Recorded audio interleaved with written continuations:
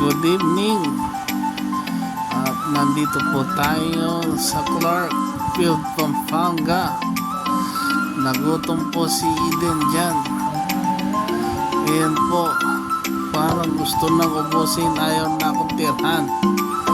Nandyan po si Banji.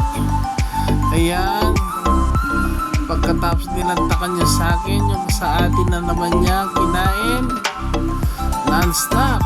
Yan po, nilalamig si Mother Dear. Kasama po natin si Ethel. At mayroon pong event ngayon sa parade ground, ang hot air balloon. Habang pong iniintay namin, nag-snack muna kami. Sobrang dami po ng tao ngayon sa parade ground.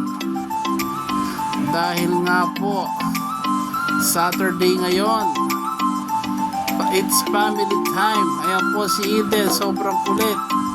Tinututukan ng camera. Feeling niya ganda-ganda siya sa shades niya. Yan po, pinagyayabang niya. Yan po, natutuwa siya. Natutuwa rin si Kaka pero walang